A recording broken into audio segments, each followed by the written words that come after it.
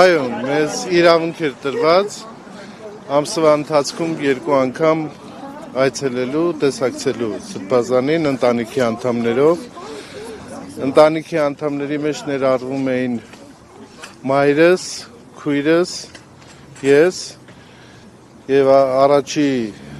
դատական նիստի ժամանակ արտոնվեց նաեւ քրոջս զավակներին տեսակցելու։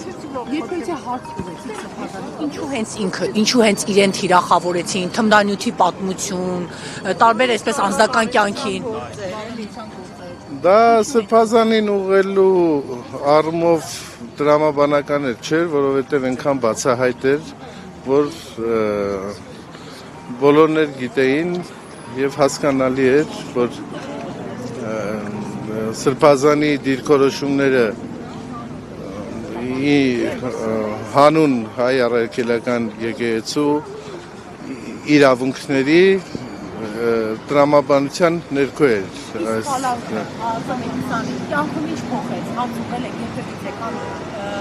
փորձել եք հասկանալ այս ժամանակահատվածում ինչ-որ բան փոխել եք կյանքում։ Այդպիսի հարց մենք Սրբազանին չենք ուղղել, բայց մեր անձեն աչքով տեսանելի էր, որ Սրբազանին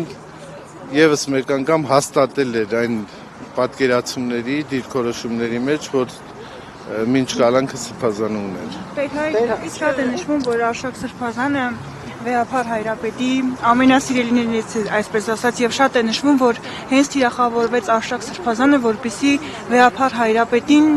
այսպես ասած, խոցեն։ Դուք այս ամենում միտում տեսնում եք։ Ես չեմ կարող այդպիսի գնահատական տալ, որովհետև վեհափառ հայրապետի համար սիրելի են բոլոր հոգևորականները եւ մեր ժողովրդի բոլոր զավակները։ Եվ այս տրամաբանությամբ խոցելի են բոլոր նրանք, ովքեր հայ առաքելական եկեղեցու զավակներ են եւ ովքեր առաջի հերթին նաև դիրքորոշում են արտահայտում հասարակական կերպով, հանրային կերպով ի նպաստ հայ առաքելական Սուրբ եկեղեցու։ Տեր հայր, իսկ գործի հետ կապված ինչ եք կարծում, հա Սրբազանի դեմ հարուցված քրեական գործի նրա տևական կալանավորման հետ։ Ես կարող եմ ասել, չգիտեմ, ինչ իրավունքներ է տալիս։ Ես նախաքննությանը շատ ծանոթ չեմ, դա փակ ռեժիմով է տեղի ունեցել։ Իմ ունեցած տեղեկությունը հետևյալն է, որ նախաքննության մեջ ոչինչ չի փոխվել, ինչ որ առկա էր նախապես եւ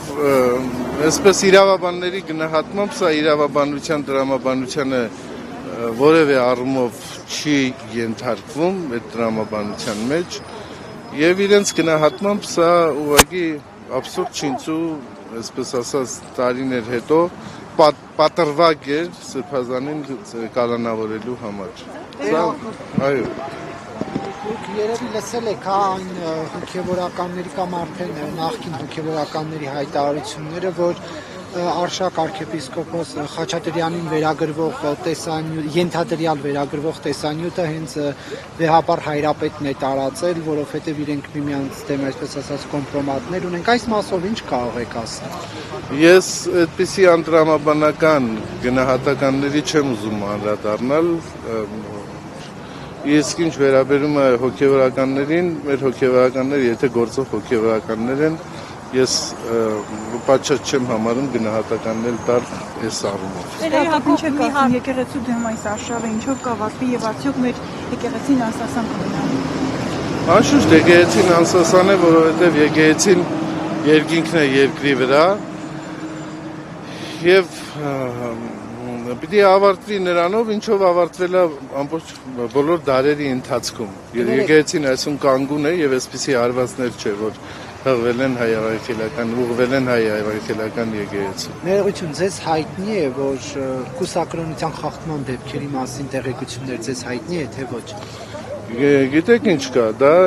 անդրամաբանական ոչ ճիշտ հարց է, այդպիսի դա նման է, որ որևէ մի անձի անձնական կյանքի մասին հարցում ուղղվի, թե ես տեղյակ եմ որևէ մեկի անձնական կյանքից, թե ոչ։ Բայց դա արգելված է եւ եթե դա խախտվում է, ապա քննության է, չէ՞ ենթարկվում։ Ինձ հայտնի չեն այդպիսի դեպքեր։ Տեր Հակոբ, մի հարց, տեսեք պարտավոր։ Նախ տրամաբանական չեմ համարում,